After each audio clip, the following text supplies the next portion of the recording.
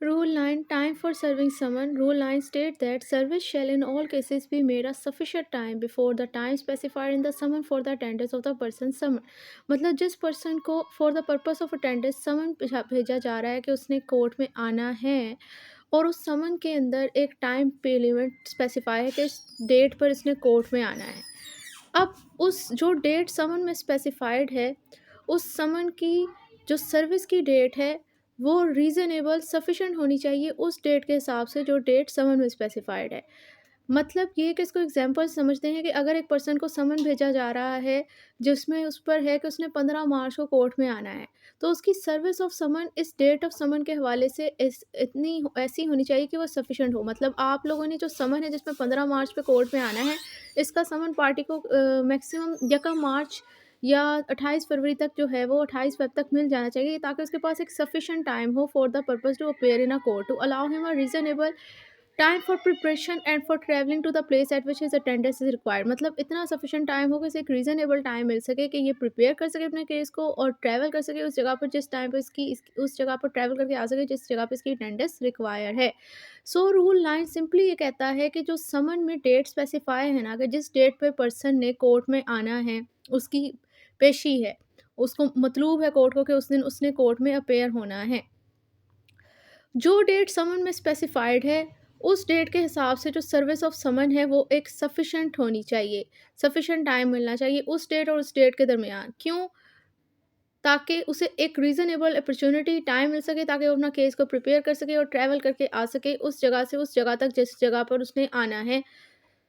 यानी कोर्ट में आ सके। सो रूल 10 कहता है procedure where witness fail to comply with a summon. मतलब अगर जो समन उसे भेजा गया था वो उसकी पूरा नहीं करता, मतलब समन या तो डॉक्यूमेंट को प्रोड्यूस करने के लिए होता है या एविडेंस को देने के लिए होता है। अगर वो नहीं आ पाता, डॉक्यूमेंट नहीं प्रोड्यूस कर पाता, गवाही नहीं देने आ पाता, तो क्या प्रोसीजर इसके अगेंस्ट फॉलो किया जाएगा। सब rule 1, where a person to whom a summon has been issued either to attend to give evidence or to produce a document fail to attend or to produce a document in compliance with such summon। अगर एक person है जिसे समन जारी किया गया या तो document देने के लिए या फिर एविडेंस देने के लिए,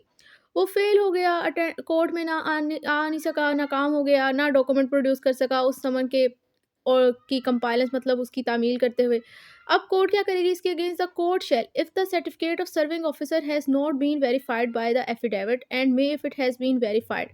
examine the serving officer on oath or cause him to be so examined by another court touching the service of non service of the summon। तो सबसे पहले कोर्ट उस पर्सन को जिसने non compliance of the summon की, यानी witness, उसको आड़े हाथों लेने के बजाय सबसे पहले तो वो सर्विंग ऑफिसर को देखती है कि भाई सर्विंग ऑफिसर, जिस तरह हम लोगों ने देखा था कि भाई ऑर्डर 5 के अंदर भी जब एक सर्विंग ऑफिसर समन जारी करवाता था ना, तो उसने कोर्ट में आके कॉपी उसने पार्टी को दे देनी थी और उसके ऊपर साइन ले आता था ओरिजिनल पे, और वो उसने कोर्ट में जमा करवाना होता था विद एफिडेविट या विदाउट एफिडेविट कि देखो भाई मैंने तो समन की डिलीवरी करवा दी। यहाँ पर भी जब विटनेस को समन देना है तो वहाँ पर भी समन सर्विंग ऑफिसर ने उसे वेरिफिकेशन करनी है कि भाई मैं एफिडेविट के थ्रू या फिर विदाउट एफिडेविट के मैंने तो अपनी तरफ से सर्विस जमा करवा दिया। अब अगर पहले नंबर पे समन की कंपाइलेंस नहीं करता विटनेस, ना गवाही देता है ना डॉक्यूमेंट देता है, तो सबसे पहले कोर्ट उसके अगेंस्ट एक्शन लेने के बजाय सबसे पहले सर्विंग ऑफिसर की एग्जामिनेशन करती है, ऑन ओथ उसकी एग्जामिनेशन करेगी या तो खुद या फिर अपने से किसी दूसरे कोर्ट से करवाएगी, ये देखने के लिए कि आया इसने सर्विस ऑफ समन की भी थी या नॉन सर्विस ऑफ समन है। मतलब पहले अगर नॉन कंपाइलेंस ऑफ समन की विटनेस ने, तो बजाय कोर्ट उसके अगेंस्ट एक्शन के लेने के, प्रियोरिटी वो पहले प्रेफर करता है कि वो सर्विंग ऑफिसर को देखे कि भाई उसने समन भेजा भी था, डिलीवर करवाया भी था। मतलब हो सकता है कि विटनेस की गलती ना हो, उसे समन मिला ही ना हो, सबसे पहले तो वो सर्विंग ऑफिसर को चेक करती है। सब रूल 2 कहता है where the court see reason to believe that such evidence or production is material and the such person has without lawful excuse fail to attend or produce the document in compliance with such summon or has intentionally avoided service. दूसरे सब rule 2 ये कहता है कि अगर court को लगता है कि भाई ये जो एविडेंस और ये जो प्रोडक्शन ऑफ डॉक्यूमेंट था ये मटेरियल था, ये अहम था केस के अंदर, मतलब ये गवाही भी अहम थी, ये डॉक्यूमेंट को पेश करना भी, प्रोड्यूस करना भी अहम था, और ये जो पर्सन है जिसको समन जारी किया था कि भई आके गवाही दो, आके डॉक्यूमेंट प्रोड्यूस करो, उसने बगैर किसी लॉफुल एक्सक्यूज़ के कोर्ट की पेशी को अटेंड नहीं किया, डॉक्यूमेंट प्रोड्यूस नहीं किया, इस समन की कंपाइलेंस नहीं की और इंटेंशनली इसने ऐसा किया है, इसने सर्विस को अवॉइड किया है, देन कोर्ट क्या कर सकती है? कोर्ट इट में यानी कि कोर्ट के पास अब ये ऑब्लिगेशन नहीं है, उसकी डिस्क्रिप्शन है कि क्या करे कि issue a proclamation requiring him to attend to give evidence और produce a document at a time and place to be named therein. वो इसके अगेंस्ट एक प्रोक्लेमेशन यानी एक बयान जारी कर देगी जिसके अंदर वो उसे कहेगी कि भाई इस टाइम और प्लेस पे जो मैं इस प्रोक्लेमेशन में मेंशन कर रही हूँ, इस टाइम और प्लेस पे आके आप डॉक्यूमेंट दें या गवाही दें। And a copy of such proclamation shall be affixed and the outer on the outer door or other conspicuous part of the house in which order reside। और जहाँ पर ये विटनेस रहता है, इसकी प्लेस ऑफ रेजिडेंस है, उस जगह के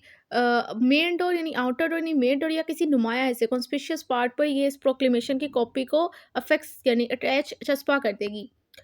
Rule number 3, in lieu of or at the time of issue such proclamation or at any time afterward। या फिर वो कह रहा है कि प्रोक्लेमेशन की जगह पे या प्रोक्लेमेशन के साथ साइमल्टेनियसली, प्रोक्लेमेशन के इशू करने से पहले या फिर सॉरी प्रोक्लेमेशन के इशू करने के टाइम पे या उसके बाद एट एनी टाइम आफ्टरवर्ड यानी प्रोक्लेमेशन के इशू करने के बाद कोर्ट क्या कर सकती है। कोर्ट में डिस्क्रिप्शन, कोर्ट की डिस्क्रिप्शनरी पावर है कि वो इशू अ वारंट इधर इधर विदाउट अ बेल यानी वो वारंट जारी कर सकती है, वारंट ऑफ अरेस्ट जारी कर सकती है जो कि विद बेल और विदाउट बेल यानी कि बेलेबल वारंट और non bailable warrant of arrest जारी कर सकती है इस विटनेस के against for the arrest of such person, इसको अरेस्ट करने के लिए, and may make an order for the attachment of his property to such amount is think fit. और इसके अलावा इसकी प्रॉपर्टी को अटैच करने का ऑर्डर पास कर सकती है उतने अमाउंट के लिए जो उसे बेहतर समझती है। लेकिन ये जो अमाउंट जिसके लिए प्रॉपर्टी को अटैच करने का वो कह रही है, वो अमाउंट उस कॉस्ट ऑफ अटैचमेंट से ज़्यादा नहीं होनी चाहिए और उस फाइन से ज़्यादा नहीं होनी चाहिए जो कि रूल 12 के अंदर बताई हुई है। और रूल 12 के अंदर फाइन की लिमिट जो है वो 2000 बताई हुई है। सो इट्स मीन कोर्ट इसकी प्रॉपर्टी को अटैच करने का जो ऑर्डर दे सकती है वो ये जो 2 अमाउंट है यानी कि 2000 रुपए तक फाइन लगा सकती है ना मिसाल के तौर पर। तो वो कह रहे हैं कि 2000 की हद तक की वो उसकी प्रॉपर्टी को अटैच करने का ऑर्डर दे सकती है। उत उससे ज़्यादा उसकी प्रॉपर्टी को अटैच करने का ऑर्डर नहीं दे सकती, या फिर जो कॉस्ट ऑफ अटैचमेंट की जो अमाउंट है उससे ज़्यादा की अमाउंट की हद तक अटैच करने का ऑर्डर नहीं दे सकती। So simple provided that no, इसी तरह जो स्मॉल काउजेज़ कोर्ट हैं वो इमूवेबल प्रॉपर्टी की अटैचमेंट करने का ऑर्डर नहीं दे सकती। अब ये जो रूल 10 ऑफ ऑर्डर 16 की प्रोवाइज़ो ये जो बात कह रही है वही सेम पॉइंट जो है सीपीसी के अंदर मेंशन हुई है ऑर्डर 38 के रूल 13 के अंदर भी, कि जो स्मॉल काउजेस कोर्ट हैं वो इमूवेबल प्रॉपर्टी की अटैचमेंट करने का ऑर्डर पास नहीं कर सकती। सो ये दो एक ही बात दो जगह पे रिपीट हुई है, इसके प्रोवाइजो के साथ आप साइड पर लिख लें ऑर्डर 38 रूल 13 ऑफ सीपीसी। ये जो प्रोवाइज़ो है, जो बात प्रोवाइज़ो में हुई है वो ऑर्डर 38 के रूल 13 के अंदर भी बताई हुई है। तो आप इसके साथ ये चीज़ मेंशन कर लें।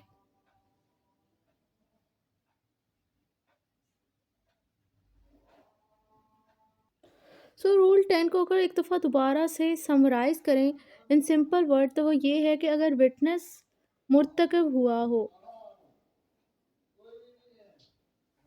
वो ये है कि अगर विटनेस मुर्तकब हुआ हो fail to comply with the summon, मतलब जो समन की रिक्वायरमेंट थी डॉक्यूमेंट प्रोड्यूस करना था या गवाही देनी थी, वो उन दोनों में फेल हो गया, तो सबसे पहले जो कोर्ट एक्शन लेती है वो करती है सर्विंग ऑफिसर की एग्जामिनेशन, ये चेक करने के लिए कि आया सर्विस ऑफ समन हुई भी है कि नहीं। सबसे पहले वो ये करती है बजाय उसके अगेंस्ट कोई एक्शन लेने के ना, सबसे पहले ये करती है कोर्ट। फिर लेकिन अगर उसे मेक श्योर हो जाता है कि किया धरा समन जो है वो विटनेस का ही है, जानते बूझते हुए इसने जानते बूझते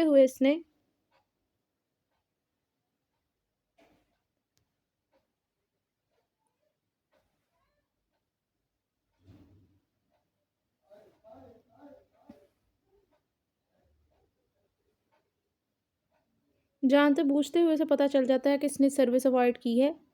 ना इसने एविडेंस नहीं दिया और डॉक्यूमेंट नहीं प्रोड्यूस किया। तो अब इस सिचुएशन में कोर्ट एक प्रोक्लेमेशन जारी करती है जिसमें उसे कह देती है कि भाई अब आपने इस टाइम लिमिट में जो कि मैं कह रही हूँ आपने एविडेंस और डॉक्यूमेंट प्रोड्यूस करने हैं उस जगह पे जो कि इस टाइम और प्लेस पे जो कि इस प्रोक्लेमेशन में मेंशन है। और इसी के साथ प्रोक्लेमेशन को जारी करने के साथ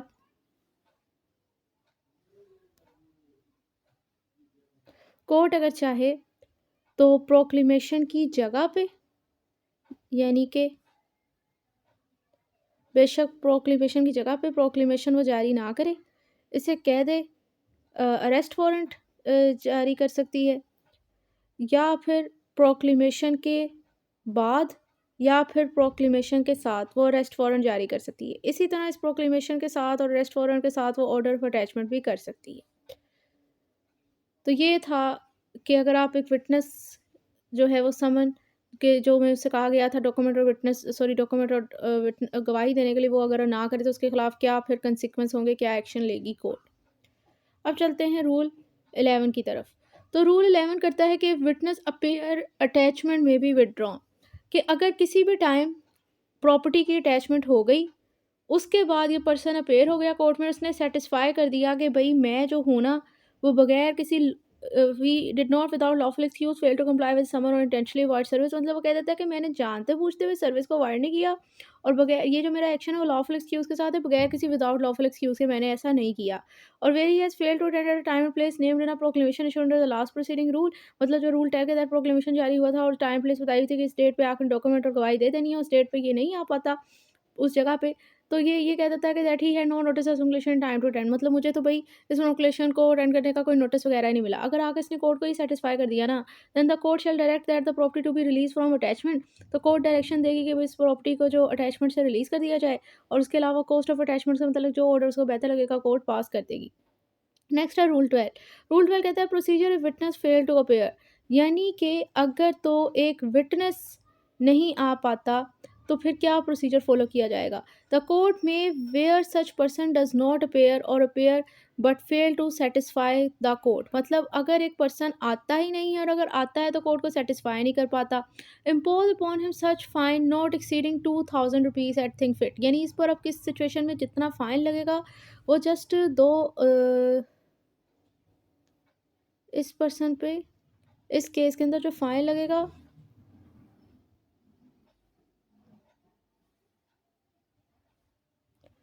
वो जस्ट 2000 होगा, 2000 से ज़्यादा नहीं होगा। मतलब अगर आप कोर्ट में आ नहीं पाते, आते हो तो गवाही नहीं दे पाते, कोर्ट को यानी कि सेटिस्फाई नहीं कर पाते, तो इस सिचुएशन में कोर्ट आप पर फाइन लगाएगी जो कि अमाउंट 2000 से ज़्यादा नहीं होगी। Having regard to his condition in life and all circumstances of the case, मतलब केस की सर्कमस्टांस को देखते हुए सब कुछ होगा। And may order his property or any part thereof to be attach and sold or if already attached under rule 10 to be sold for the purpose of satisfying all cost of such attachment together with the amount of the set fine if any। तो आप इस situation में कह रहे हैं कि अगर आप कोर्ट में आए आए ही नहीं आए तो कोर्ट को सेटिस्फाई नहीं कर सके, कोर्ट आपको फाइन डालेगी 2000 रुपये से ज़्यादा का, वो फाइन ही आपको लगाएगी केस के सर्कमस्टांसेस की, और उसके अलावा कोर्ट ऑर्डर पास कर सकती है आपकी प्रॉपर्टी को अटैच करने का या उसकी किसी पार्ट को, और अगर और सेल करने का, और अगर वो पहले से ही अटैच है सो रूल 10 के तहत तो उसको सेल करने का ऑर्डर दे सकती है। सेल क्यों करवाने का कह रही है, इस पर्पज़ के लिए कि भाई जितनी भी कॉस्ट ऑफ अटैचमेंट है और जो भी आप पर फाइन लगा है उसको सेटिस्फाई करने के लिए। Provided that if the person whose attendance is required pay into court the cost and fine aforesaid the court shall order the property to be release, मतलब वो जिस पर्सन की अटेंडेंस कोर्ट में रिक्वायर्ड है ना, अगर वो कोर्ट में वो जो कॉस्ट ऑफ अटैचमेंट फ़ाइन वगैरह जमा करवा दे, तो अब जिस वजह से कॉस्ट को रिकवर करने के लिए और उसकी प्रॉपर्टी अटैच हुई थी ना, तो कह रहे हैं कोर्ट अब उसकी प्रॉपर्टी को रिलीज़ करने का ऑर्डर दे देगी। Rule 13 mode of attachment. The provision with regard to the attachment and sale of a property in the execution of decree shall so far as they are applicable to be deemed to apply to any attachment and sale under this order as if the person whose property is so attached were a judgment debtor। वो कहने हैं कि जिस तरह during execution of a decree जो इसकी order 21 deal करता है ना एग्जीक्यूशन ऑफ अ डिक्री से सीपीसी का, और ऑर्डर 21 के अंदर ड्यूरिंग एग्जीक्यूशन ऑफ डिक्री जो प्रॉपर्टी की अटैचमेंट और सेल से मुतल्लिक तरीकाकार फॉलो किया जाता है जो प्रोविजन है, वही सेम यहाँ पर भी अगर किसी पर्सन की प्रॉपर्टी इस ऑर्डर के तहत अटैच और सेल हो रही है तो उस पर भी वही सेम प्रोसीजर अप्लाई होगा। इसी तरह कंसीडर करते हुए जैसे कि प्रॉपर्टी अटैच हुई है जी, जैसे जजमेंट डेटर की प्रॉपर्टी अटैच हुई है, इसी तरह कंसीडर करते हुए। नेक्स्ट है rule 14। Court may of its accord summon as a witness stranger to a suit, मतलब कोर्ट अगर चाहे तो वो खुद से किसी स्ट्रेंजर को, अजनबी को भी सूट में ऐसा गवाह के तौर पर तलब कर सकती है, बुला सकती है। मतलब वो पर्सन जो कि फरसद गवाह में शामिल भी नहीं है, तो कोर्ट को लगता है कि भाई इसकी गवाही मटीरियल है केस के लिए, तो वो उसको बुला सकती है। तो subject to the provision of this code as to the attendance and appearance and to any law for the time being in force, मतलब इस कोड की जो प्रोविजन है गवाहों की अटेंडेंस और अपेयरेंस के हवाले से या किसी और कानून की जो कि इन्फोर्सेबल है गवाहों की अटेंडेंस जैसे कि कानून शहादत, उसकी जो प्रोविजन है उनकी प्रोविजन को मद्देनजर रखते हुए where the court at any time think it necessary to examine any person other than a party, अगर कोर्ट को लगता है कि किसी भी टाइम वो समझती है कि किसी पार्टी की एग्जामिनेशन करना ज़रूरी है जो कि पार्टी ऑफ द सूट नहीं है, to the suit and not called as a witness by a party to the suit, या फिर वो पार्टी ऑफ द सूट नहीं है, या फिर उसे गवाह के तौर पर पार्टी ने नहीं बुलाया, लेकिन कोर्ट कहती है कि बेशक वो पार्टी नहीं है, उसे गवाह के तौर पर नहीं पार्टी ने बुलाया, पार्टी ऑफ द सूट ने नहीं बुलाया, लेकिन उसकी एग्जामिनेशन करना ज़रूरी है। The court may of its own motion cause, तो कोर्ट जो है वो बज़ाते खुद यानी suo motu such person to be summoned as a witness to give evidence, उसे समन भेज सकती है कि आके गवाही दे और या कोई डॉक्यूमेंट प्रोड्यूस करे जो उसकी पोसेशन में पावर है। On a day to be appointed, उस डे पे आके गवाही दे, डॉक्यूमेंट प्रोड्यूस करे जो कि समन बताया गया, and may examine him as a witness or require him to produce such document, और उसकी एग्जामिनेशन होगी ऐसा गवाह के तौर पर उसे कहा जाएगा कि डॉक्यूमेंट प्रोड्यूस करें। अब रूल 14 के बाद फेडरल लेवल पे तो रूल 15 है, लेकिन पंजाब लेवल पे रूल 14 के बाद एक रूल 14 ए ऐड हुआ है, तो पहले हम लोग उसको कवर करेंगे, देन हम लोग रूल 15 की तरफ जाएंगे। अच्छा, नेक्स्ट है रूल 14 ए,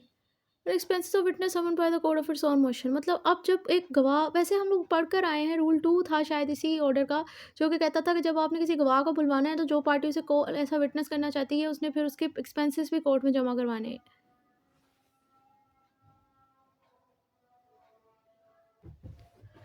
ओके, तो ऑर्डर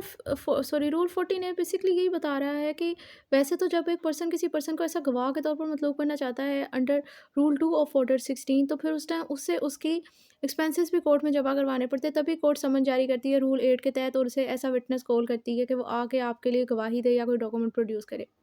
तो यहाँ पर ये कह रहे हैं कि रूल 14 जो है वो इस ऑर्डर का कहता है कि वही कोर्ट अगर कैसे हमको लगता है कि कोई ऐसा पर्सन जिसे गवाह के तौर पर पेश नहीं किया किसी पार्टी ने, या वो पार्टी का सूट नहीं, लेकिन उसकी गवाही या उसका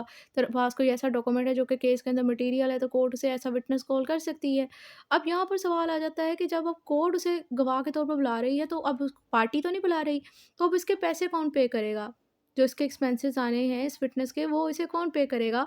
तो रूल 14 ने इसी चीज़ की इसी का जवाब देता है कि expenses of witness summoned bye the court of its own motion, मतलब जब एक पार्टी किसी गवाह को बजाते खुद बुला रही है तो उसके एक्सपेंसेस किसने पे करने वगैरह, when the witness summoned bye the court of its own motion under order 16 rule 14, मतलब जब पार्ट कोर्ट किसी गवाह को बजाते खुद ऐसा गवाह बुला रही है ऑर्डर 16 के रूल 14 के तहत, his diet money extra shall be paid by such party, और पार्टी एज द कोर्ट में डिस्क्रिप्शन डायरेक्ट। तो अब इसके जो एक्सपेंसेस हैं वो पे करने हैं, जिसके एक्सपेंसेस के लिए इसके यहाँ पर डाइट मनी का वर्ड लिखा हुआ है। सो वो कह रहे हैं कि इसके जो एक्सपेंसेस हैं ना वो पे करने उस पार्टी ने या उस पार्टीज ने जिसे कोर्ट डायरेक्शन देगा कि भाई आपने पे करने हैं। नेक्स्ट है कि when diet money extra is not deposited payment shall be made out of contingencies, और अगर ये डाइट मनी जो है वो नहीं पे की जाती, डिपॉजिट नहीं की जाती, तो अब पेमेंट जो है वो इसकी होगी वो कंटीजेंसी की पॉसिबिलिटी पर होगी, यानी कि कुछ प्रोबेबिलिटीज़ कुछ कंडीशन की हैपनिंग की बेस पर होगी। मिसाल के तौर पर कोर्ट कह देती है कि ठीक है अभी इसको पैसे ना दो, लेकिन जब at the end of litigation जिस पर पार्टी पे ब्लेम ऑफ लिटिगेशन आएगा, मतलब जो सूट डिफीट कर जाएगी, कोर्ट उस टाइम कह सकती है कि अब उस टाइम इसकी वजह से ये अननेसेसरी लिटिगेशन चल रही थी, तो लिहाजा इसने इस पर्सन के पैसे एक्सपेंसेस ये पे करेगा इस विटनेस को। कोर्ट इस तरह कह सकती है, कंटीजेंसी के ऊपर बेस कर देती है कि अच्छा ऐसे इम्कानात हुए तो तब इसको पैसे मिल जाएंगे। And an order pass for recovery from any property of the party concern and executed under section 36 of the code, इसी तरह किसी भी पार्टी की किसी ऐसी प्रॉपर्टी की रिकवरी से मतलब ऑर्डर पास कर सकती है जिसका हवाला दिया गया है या जिसकी एग्जीक्यूशन हो रही है under section 36 of the code. तो अब चलते हैं हम लोग रूल 15 की तरफ। Rule 15 duty for person summon to give evidence और प्रोड्यूस डॉक्यूमेंट, जैसा कि हम लोग डिस्कस करके आए कि समन दो चीज़ों के हवाले से विटनेस को दिया जा सकता है कि भाई आके या तो गवाही दो एविडेंस देने के हवाले से, या फिर डॉक्यूमेंट आके प्रोड्यूस कर। तो कह रहे हैं कि जब इस तरह का उसे समन जारी किया जाता है तो उस टाइम उस पर्सन के ऊपर क्या ऑब्लिगेशन होती है, उसकी क्या ड्यूटी है। Subject is last four set, मतलब जो पहले ऊपर इस और पूरे ऑर्डर में प्रोविजन डिस्कस किया जा चुका है, उन प्रोविजन को मद्देनजर रखते हुए whoever summon to appear and give evidence in a suit shall attend at a time at a place named in a summon for that purpose. फिर अगर किसी पर्सन को समन जारी किया गया ना कि आपने कोर्ट में अपेयर होना है और आगे गवाही देनी है, तो उस पर्सन के ऊपर ऑब्लिगेशन है कि जो उस समन के अंदर टाइम और प्लेस बताई हुई है ना, उसी टाइम प्लेस पर उसने आके ये अपेयर होना है, गवाही देनी है। And who is summon to produce a document, और अगर किसी पर्सन को समन जारी किया गया आगे जस्ट डॉक्यूमेंट प्रोड्यूस करना है, तो उस पर्सन पे है shall either attend to produce it और cause it to be produce at such time place. उसके ऊपर पास दो ऑप्शन है कि या तो वो आके प्रोड्यूस कर दे, या फिर किसी से प्रोड्यूस करवा दे उसी टाइम प्लेस पे जो समन में स्पेसिफाइड है। मतलब किसी पर्सन को जो डॉक्यूमेंट प्रोड्यूस करने के लिए कहा जाता है ना, तो उसके लिए उसकी लाज़िम नहीं है कि वो आगे पर्सनली खुद ही वो डॉक्यूमेंट प्रोड्यूस करे। अगर वो किसी को से करवा भी दे, तो वो समझा जाएगा कि इसने अपनी समन की कंपाइलेंस जो है वो पूरी कर दी, जो उसके ऊपर ऑब्लिगेशन थी। Rule 16 when they may depart, मतलब ये जो इनकी ऑब्लिगेशन है, ऑब्लिगेशन के बाद ही अब ये रूल 16 डिस्कस किया गया है कि इनके ऊपर ये ऑब्लिगेशन तो है ना कि आके गवाही देनी है, डॉक्यूमेंट प्रोड्यूस करवाना है। तो वो कह रहे हैं कि ये अपनी इस ऑब्लिगेशन से कब आज़ाद होंगे, व्हेन दे मे डिपार्ट। सो कह रहे हैं कि a person so summoned and attending, a person so summoned and attending shall unless the court otherwise direct attend at each hearing until the suit has been dispose of. मतलब अगर किसी person को ऐसा गवाह बुलाया जाता है, तो जब तक कि इस प्रोसीडिंग यानी सूट डिस्पोज ऑफ नहीं हो जाता, उस पर ऑब्लिगेशन है कि उसने हर पेशी अटेंड करनी है। एक्सेप्शन इसकी ये है कि अगर कोर्ट उससे ऑपोजिट कोई डायरेक्शन दे दे, मतलब कोर्ट कहता है भाई हर रोज़ तो आपको कोर्ट आने की ज़रूरत नहीं है। वो कह देता है कि इस दिन आपने आना, इस दिन इस बंदे की गवाही होनी है, तो वो उन्हें बता देता है। देन तो है वो उन लोगों के ऊपर उसी डेट पे बनाना है, वरना उनके ऊपर ऑब्लिगेशन है रूल 16 के तहत कि जब तक केस डिस्पोज नहीं हो जाता, तब तक उनकी ऑब्लिगेशन है कि उन्होंने हर पेशी को अटेंड करना है।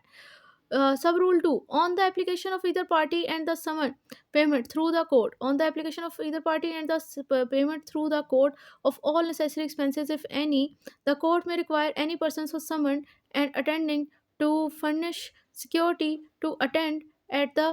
next or any other hearing or until the suit is disposed of, and in default of his furnishing such security may order him to be detained in civil prison. सो कह रहे हैं कि अगर किसी भी पार्टी ने दरख्वास्त दी और पैसे वगैरह जो रूल 2 के तहत जमा करवा दिए कि इस पर्सन को ऐसा विटनेस अब कॉल करें, समन जारी करें,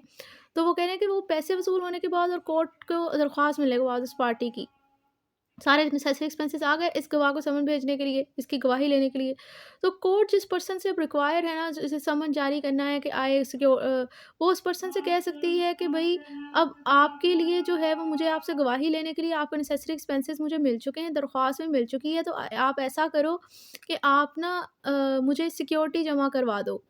अपनी जब तक सूट डिस्पोज़ ऑफ नहीं हो जाता ना, इस बात की आप मुझे ज़मानत दे दो, पैसे कुछ जमा करवा दो कि आप जो है वो हर पेशी पर आओगे। और अगर आप वो सिक्योरिटी नहीं जमा करवा पाते, तो फिर कोर्ट आपको सिविल प्रिज़न में डिटेंशन आकर आपकी कर लेगी। क्योंकि अब आपकी गवाही जो है वो केस के अंदर रिक्वायर है। अगर आप और क्योंकि आपके लिए नेसेसरी एक्सपेंसेस पार्टी पे कर चुकी है, जो आपकी गवाही के ऊपर आपके आने पर कोर्ट में लगने हैं, खर्चात वो कोर्ट में पे कर चुकी है। तो कोर्ट आपसे कहती है कि अब आपकी गवाही के लिए मुझे एक्सपेंसेस भी मिल चुके हैं, और अब आप जो है ऐसा करें, अगर तो आप नहीं चाहते कि मैं आपको ज़बरदस्ती बाउंड करूँ, डिटेंशन में रखूँ, तो आप ना मुझे एक सिक्योरिटी दे दें कि आप हर पेशी पर आओगे। लेकिन अगर वो या जब तक सूट डिस्पोज़ नहीं हो जाता, आप तब तक आओगे हर पेशी पे। लेकिन अगर आप वो सिक्योरिटी नहीं दे पाते, तो कोर्ट फिर आपको सिविल प्रिज़न में रख लेगी। यानी आप देख सकते हो कि रूल 2 और रूल 16 जो है इस ऑर्डर के आपस में एक-दूसरे के कंट्राडिक्टरी हैं। कि जो कहता है रूल 2 ये कहता है कि अगर किसी गवाह ने किसी पर्सन को ऐसा विटनेस बुलवाना है, तो उसको समन जारी करवाने के लिए रूल 8 ऑफ इसी ऑर्डर के उसने ना कुछ एक्सपेंसेस और नेसेसरी एक्सपेंसेस जो है वो प्रोवाइड करने हैं कोर्ट में।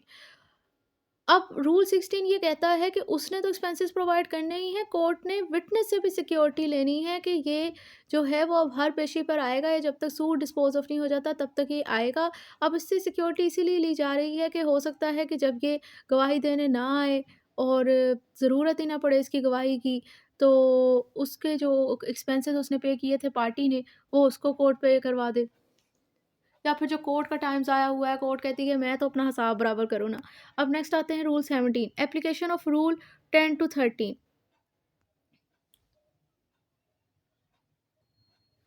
Rule 17 application of Rule 10 to 13 the provision of Rule 10 to 13 shall as for so far as they are applicable be deemed to apply to any person who having attended in compliance with a summoned depart without lawful excuse in contravention of Rule 16। So simple वो कह रहे हैं कि अगर एक person को rule 16 के ऊपर उसकी रिक्वायरमेंट है ना कि भाई उसने हर पेशी पर जब तक सूट डिस्पोज नहीं हो जाता तब तक उसने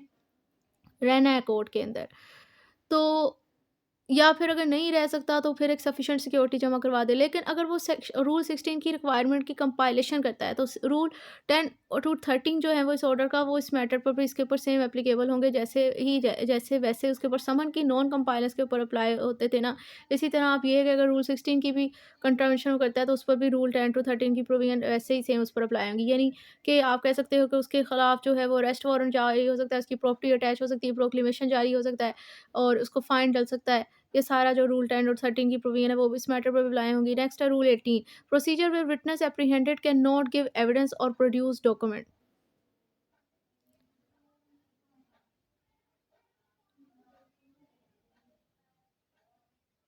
अब वो कह रहे हैं कि जो आपका गवाह है ना वो बेसिकली कोर्ट की कस्टडी में, सॉरी पुलिस की कस्टडी में गिरफ्तार है, एप्रीहेंडेड है। वो डॉक्यूमेंट नहीं दे सका और ना कैन नॉट गिव एविडेंस और प्रोड्यूस डॉक्यूमेंट को ना दे सका। Where any person arrested under a warrant is brought before the court in custody and cannot, in the absence of a parties or any of them, give the evidence or produce the document which he has been summoned to give or produce। वो कह रहे हैं अगर एक person है और arrested है, police की कस्टडी में कोर्ट के अंदर आया और उसको जो है वो कोई जिसके लिए उसे समन किया गया था, क्योंकि डॉक्यूमेंट और गवाही वगैरह उसने देनी है, वो उसने नहीं दी हुई थी। विच हैज़ बीन समन मतलब उसके लिए था कि उसको पहले समन किया गया था और नहीं दिया हुआ था। अब उस पर्सन को वो दोबारा आया है कोर्ट में, लेकिन इस टाइम पुलिस कस्टडी में। The court may require him to give reasonable bail or other security for his appearance at such time and place think fit. तो कोर्ट अब उसे कहती है कि भई आप रीज़नेबल बेल और सिक्योरिटी प्रोवाइड करें उस टाइम और प्लेस पे जिस टाइम अब आप आओगे, उसके हवाले से जो नया टाइम प्लेस डिसाइड करती है ना, उस हवाले से उसे सिक्योरिटी ले लेती है। और जैसे ये बेल सिक्योरिटी वगैरह जमा करवा देता है, उसे रिलीज़ कर देगी और अगर ये नहीं देगा तो फिर दोबारा से सिविल प्रिजन में रखेंगे। Rule 19, no witness to be ordered to attend in person unless resident within certain limit। वो कह रहे हैं person shall not be asked by court to attend in person to give evidence. अगर कोई person जो कि वो कह रहे हैं कोर्ट की लोकल लिमिट ऑफ जुरिस्डिक्शन में नहीं ना रह रहा, मतलब पाकिस्तान के अंदर अगर कोई गवाह रहता है तब आप उसे पर्सनली तौर पर समन कर सकते हो कि आओ और आके पर्सनली तौर पर एविडेंस वगैरह दो। लेकिन अगर आप पाकिस्तान से आउटसाइड हो, पाकिस्तान में नहीं रहते, देन आपको ये ऑर्डर नहीं, रूल 19 का ऑर्डर आपको नहीं दिया जाता। मतलब पर्सनली कोई एविडेंस आने के लिए देने के लिए आपको कोर्ट में अटेंड कराने का समन नहीं किया जा सकता। Rule 20, consequence of refusal of party to give evidence when called upon by court. अगर कोर्ट ने बुलाया आके गवाही दो, आपने रिफ्यूज कर दिया, उसके क्या कंसिक्वेंस होंगे। Where any party to suit present in court refuse without lawful excuse. अगर कोई suit party of the suit को प्रेजेंट कोर्ट में मौजूद है, कमरा है, आता है अदालत में, कमरा अदालत में मौजूद है, बगैर किसी लॉफुल एक्सक्यूज के जब कोर्ट से रिक्वायर करता है कि भाई एविडेंस दो या कोई डॉक्यूमेंट प्रोड्यूस करो जो किसी पोजेशन पावर है, वो नहीं देती द कोर्ट के पास डिस्क्रिशनरी पावर है कि वो उसके अगेंस्ट जजमेंट पास कर सकती है, वो ऑर्डर पास कर सकती है जो सूट में से बेहतर लगता है। Rule 21, rule as to the witness apply to the party summon. Where any party in a suit is required to give evidence और produce a document the proving as to witness shall apply to. मतलब वो कह रहे हैं कि अगर कोई party of the suit है, उस पर भी ये रिक्वायरमेंट है कि वो आके कोई गवाही दे या कोई डॉक्यूमेंट प्रोवाइड करे। तो रूल ऑर्डर 16 की जो तमाम प्रोविजन है जो विटनेस पर अप्लाई होते हैं एविडेंस देने और डॉक्यूमेंट प्रोड्यूस करने के हवाले से, वही सेम अप्लाई होंगे और पार्टीज ऑफ द सूट के ऊपर भी बिल्कुल as it is C.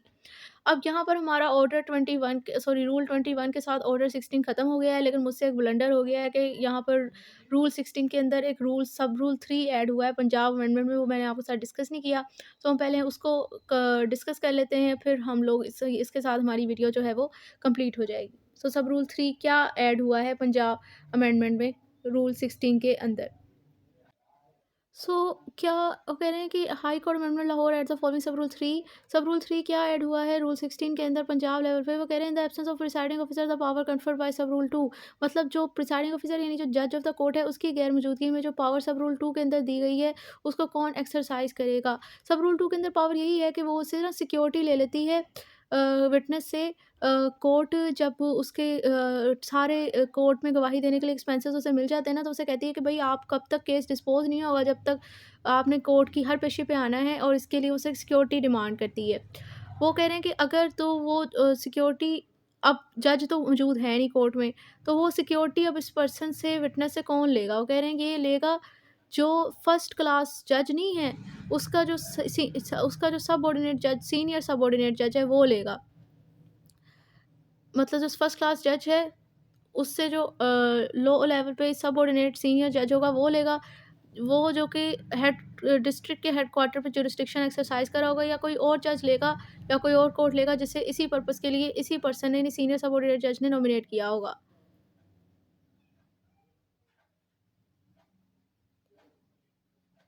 Provided that a court official nominated for the purpose shall not order a person. इसी तरह जो पर्सन नॉमिनेट हुआ होता है ना इस पर्पस के लिए, यानी सिक्योरिटी लेने के लिए, वो अगर कोई पर्सन सिक्योरिटी जमा नहीं करवा पाता रूल 2 के तहत, तो वो उसे डिटेंशन का उसकी ऑर्डर नहीं वो पास कर सकता। हाँ, अलबत्ता उस पर ये लिमिटेशन है, वो डिटेंशन का ऑर्डर पास नहीं कर सकता, लेकिन जैसे ही जो जज है केस कोर्ट का प्रिसाइडिंग ऑफिसर वापस आता है, तो वो केस उसे फौरी तौर पर रेफर कर देगा कि भई फलाँ गवाह ने सिक्योरिटी नहीं दी थी। तो इसी तरह हमारा ऑर्डर 16 जो है वो कंप्लीट हो गया।